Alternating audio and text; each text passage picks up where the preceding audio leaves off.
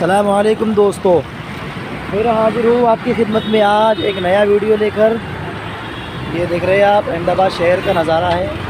सामने वो खूबसूरत सा मकबरा आपको नज़र आ रहा होगा और इधर एक खूबसूरत सी मस्जिद बनी हुई है और इस तरफ जो है अहमदाबाद शहर का खूबसूरत नज़ारा है। देखिए आप अहमदाबाद सिटी और वो सामने बना हुआ है पुराना दरवाज़ा, इसको अस्टोरिया दरवाज़ा कहते हैं। ये भी 600 साल पुराना दरवाज़ा। दोस्तों ये मकबरा और मस्जिद जो है मैं आपको दिखाने के लिए लेकर जा रहा हूँ, आप मेरे साथ बने रहें। ये वीडियो बहुत ही इंटरेस्टिंग होने वाला है। दोस्तों ये मकबरा तकरीबन 500 साल पुराना मकबरा है।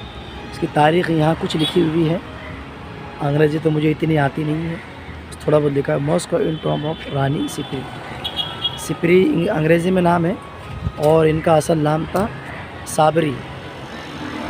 साबरी बेगम ये ख़ातून थी और सुल्तान महमूद शाह बेगड़ा जो सल्तनत गुजरात के बड़े ताकतवर और मशहूर सुल्तान थे, उनके ज़माने की बनी हुई ये मस्जिद और उनकी बेगम का ये मकबरा है।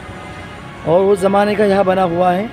वज़ू करने के लिए मकबरा, नमाज़ पढ़ने के लिए वज़ू करना पड़ता है, तो वज़ू करने के लिए यहाँ पर उस ज़माने से पानी का इंतज़ाम भी मौजूद है। और वहाँ कुछ पुराने ज़माने की कब्रें बनी हुई हैं। मैं आपको मकबरे के बिल्कुल करीब लेकर चलता हूँ। दोस्तों इस मकबरे को सुल्तान महमूद शाह बेगड़ा ने सन 1500 के अंदर तामीर कराए थे। रानी सिपरी जो थी वो सल्तनत गुजरात के एक ताकतवर और बेहतरीन सुल्तान थे जिनको महमूद शाह बेगड़ा कहा जाता था।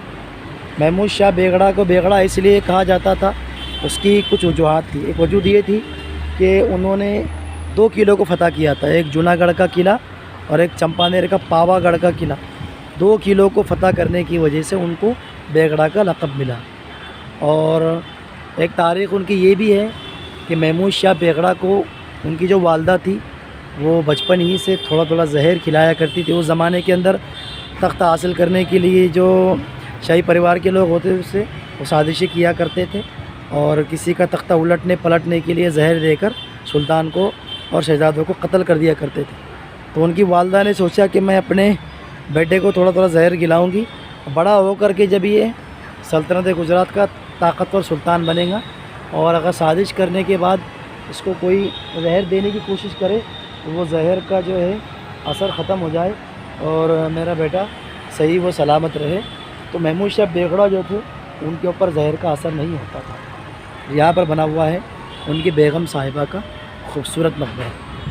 मकबरे पर आप देख सकते हैं किस तरह की डिज़ाइन की गई है। हर तरह आपको अलग अलग तरह की डिज़ाइन देखने को मिलेगी। ये भी ये वाली और ये वाली देख सकते हैं आप, अलग अलग तरह की डिज़ाइन है।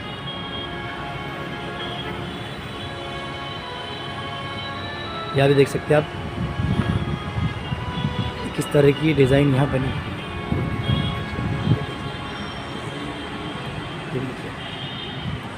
दोस्तों उस ज़माने के अंदर जो है बादशाह और सुल्तान और राजा महाराजा जो होते थे वो उनकी कई रानियाँ होती। हालांकि इस्लाम में तो सिर्फ 4 शादियों की इजाज़त है। 5वीं शादी अगर कोई करता है तो वह हराम काम करता है।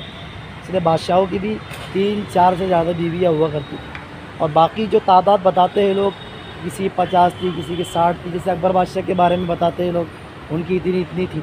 तो दोस्तों वो बांदियाँ हुआ करती थी। जब जंग जीत लिया करते थे तो जंग जीतने के बाद वहाँ के राजा को, सुल्तान को शिकस्त देने के बाद उनकी जो रानियाँ और उनकी जो ख़वातीन होती थी उनको लोंडिया बना लिया जाता था। और लोंडिया बनाना इस्लाम में दुरुस्त है, जायज़ है। लोंडी और बीवी अलग होती है, दोनों के हुकूक अलग अलग होते हैं। बीवी आज़ाद होती है, उसके पूरे हुकूक होते हैं और लोंडी के आज़ाद आधे हुक्म होते हैं।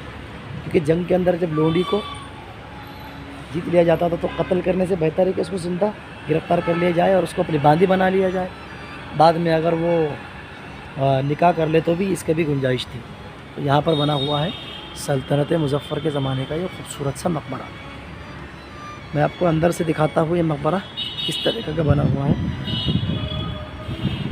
यहाँ पे देख सकते हैं आप, यहाँ पर बना हुआ है बेगम साहिबा का मकबरा। यहाँ से सही से नज़र नहीं आ रहा है, यहाँ से देख सकते हैं आप, यहाँ अंदर बेगम साहिबा आराम कर रही है। अस्सलामु अलैकुम या अहल क़ुबूर। अल्लाह ताला इनकी मग़फ़िरत फ़रमाए, रहमत वासिया अता फ़रमाए और अल्लाह ताला इनको आला इल्लिय्यीन में जगह अता फ़रमाए। और यहाँ से भी देख सकते हैं अंदर किस तरीके का डिज़ाइन है। चारों तरफ से जालियाँ लगी हुई है, खूबसूरत जालियाँ, खूबसूरत जालियाँ अंदर में बनी हुई है। देख सकते हैं इधर भी जालियाँ बनी हुई है, ये जालियाँ बनी हुई है। दरवाज़ा लगा दिया गया है, ताला मार दिया गया है, अंदर जाने की इजाज़त नहीं है। और यहाँ बनी हुई है सामने रानी साबरी की मस्जिद, जिनको रानी सिपरी कहते हैं। इसके बुलंद बाला मीनारे हैं और इसके ऊपर 3 बड़े गुंबद हैं। दोस्तों अगर इस मस्जिद का वीडियो भी आप हमारे इस चैनल पर जाकर देख सकते हैं। भैया देखिए आप, अलग अलग तरह की डिज़ाइन बनी हुई है। ये डिज़ाइन देख सकते हैं आप, पूरी बाहर से अलग तरीके की डिज़ाइन बनी हुई है। दोस्तों इस मकबरे के ऊपर जिस तरह की नक्श नगारी की गई है, इस तरह की नक्श नगारी पूरे बर्र सग़ीर के अंदर कहीं आपको देखने को नहीं मिलेगी। और इस अहमदाबाद शहर के अंदर बड़ी बड़ी मस्जिदें, शाही मस्जिदें मौजूद हैं और हर मस्जिद के डिज़ाइन आपको अलग देखने को मिलेगा। अभी देख सकते हैं आप किस तरह की डिज़ाइन यहाँ बनी हुई है। चारों तरफ से ये मकबरा बना हुआ है।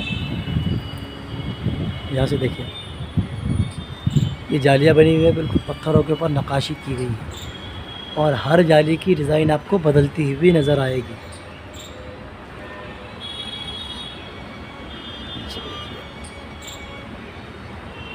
दोस्तों सल्तनत गुजरात जो थी वो सन 1300 के अंदर वजूद में आई थी। उस वक्त जबकि दिल्ली के ऊपर तुगलक सल्तनत की हुकूमत थी और वहाँ पर जो बादशाह थे वो थे सुल्तान मोहम्मद शाह तुगलक, जिन्होंने अपने ज़माने के अंदर दौलताबाद जो हमारे महाराष्ट्र के अंदर पड़ता है उसको देवगिरी के किले को जीत कर वहाँ पर अपनी राजधानी बनाई थी। और उसी ज़माने के अंदर यहाँ पर गुजरात भी उन्होंने फ़तह किया था और गुजरात भी सल्तनत तुगलक के मातहत आता था। उन्होंने यहाँ पर एक अपने गवर्नर को मुकर्रर किया था जिनका नाम था सुल्तान मुज़फ़्फ़र ख़ान। सुल्तान मुज़फ़्फ़र ख़ान जो थे, इनके जो वालिद थे वो पहले टंका राजपूत थे, हिंदू थे। उन्होंने एक अल्लाह वाले के हाथ पर इस्लाम कबूल किया और इस्लाम कबूल करने के बाद वो सुल्तान मोहम्मद शाह तुगलक के अंडर में रहकर हुकूमत का काम अंजाम देने लगे। तो सुल्तान मोहम्मद शाह तुगलक ने उनकी खिदमत से खुश होकर उनको सल्तनत गुजरात का वाली मुकर्रर कर दिया, सूबेदार मुकर्रर कर दिया। सूबेदार जो होते थे यहाँ का रेवेन्यू, यहाँ का टैक्स वसूल करके राजधानी के अंदर बादशाह सुल्तानों को भेजा करते थे। तो यहाँ पर वो आए, उन्होंने देखा कि ये बड़ी सी जगह है और सल्तनत गुजरात यहाँ पर हुकूमत हो सकती है, तो उन्होंने बादशाह की फ़ौजों को शिकस्त दी और यहाँ पर ख़ुद मुख्तारी का ऐलान करके एक अपनी अलग सल्तनत कायम की, जिसको सल्तनत गुजरात या ख़ानदान मुज़फ़्फ़रिया की सल्तनत भी कहा जाता है। इसके मशहूर सुल्तानों में से सुल्तान मुज़फ़्फ़र शाह अव्वल, सुल्तान मोहम्मद शाह, सुल्तान मुज़फ़्फ़र शाह, सुल्तान अहमद शाह अव्वल, जिन्होंने अहमदाबाद की बुनियाद रखी और जिसका मकबरा भी आप हमारे इसी चैनल पर जाकर देख सकते हैं। और मशहूर सुल्तान जो थे जिसके दौर के अंदर सल्तनत जो है जवा उरूज पर पहुंची, सल्तनत के अंदर खुशहाली आई, हर तरह की फ़राख दिली उनको मिली, तो वो सल्तनत मुज़फ़्फ़रिया के जो सुल्तान थे, सुल्तान महमूद शाह बेगड़ा, ये उनकी बीवी है।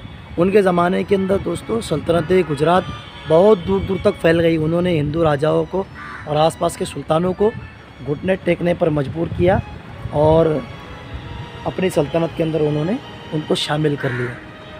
फिर आखिर सन 1500 के अंदर अकबर बादशाह ने गुजरात की तरफ फ़ौज कशी की और यहाँ के सुल्तान सिकंदर शाह को उन्होंने क़ैद कर आगरा लेकर चले गए और बाद में सल्तनत गुजरात का जो है मुग़ल सल्तनत के अंदर इल्हाक़ हो गया।